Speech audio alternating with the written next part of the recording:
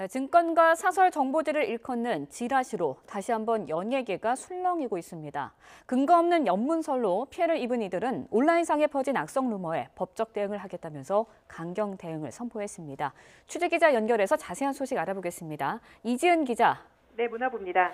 네, 가장 최신 것부터 짚어보겠습니다. YG 엔터테인먼트 양현석 대표가 지라시 유포자들을 고소했다고요? 네, 그렇습니다. 양현석 대표가 근거 없는 연문서를 퍼뜨린 사람을 대상으로 고발장을 접수했습니다.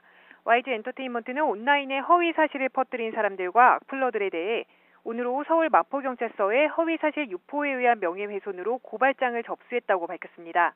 또 선처는 없고 단호히 대처할 방침이라고 강조했습니다. 최근 양현석 대표와 그룹 블랙핑크의 멤버 제니의 연문설이 SNS 등을 통해 퍼지면서 온라인 커뮤니티에 이들을 모욕하는 게시글과 댓글이 올라오고 있습니다. 네, 배우 정유미 씨와 나영석 PD 등도 앞서서 악성 루머에 강경 대응을 선포했죠.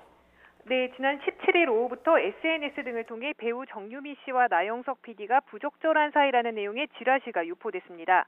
결국엔 두 사람의 이름이 포털사이트 실시간 검색어에 오르는 등 파장이 일파만파로 번졌습니다. 그러자 참다 못한 정유미 씨와 나영석 PD 모두 어제 강경 대응을 시사했습니다. 우선 정유미 씨의 소속사는 루머가 전혀 사실이 아니라며 최초 작성자와 유포자 등에 대한 책임을 묻기 위해 증거 수집을 모두 마쳤다고 밝혔습니다. 해외에 체류하고 있는 나영석 PD 역시 최초 유포자와 악플러 모두에게 법적인 책임을 묻겠다며 개인의 명예와 가정이 걸린 만큼 선처는 없을 것이라고 강경 대응을 예고하고 나섰습니다.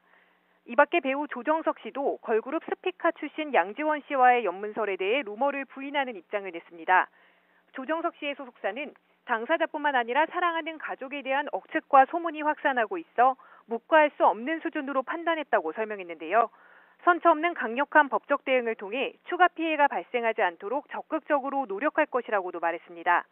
양지원 씨도 한 매체와의 인터뷰에서 지난 5년 동안 조정석 씨와의 만남은 물론 둘만의 사적인 통화나 문자 한 통 없었다며 루머를 일축했습니다.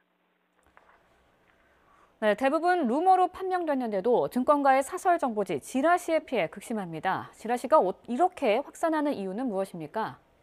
네, 아무래도 지라시엔 익명이 아닌 실명이 적혀 있어서 해당 연예인들은 이미지에 큰 타격을 입게 되는데요.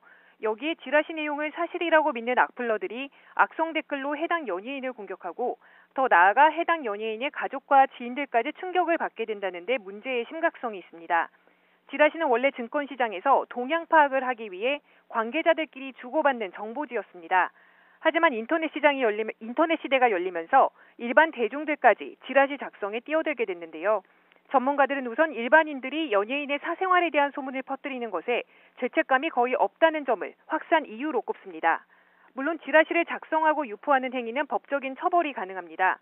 정보통신망법에서는 사람을 비방할 목적으로 허위 사실을 유포해 명예를 훼손할 경우 7년 이하의 징역 또는 5천만 원 이하 벌금형에 처할 수 있다고 되어 있기 때문인데요.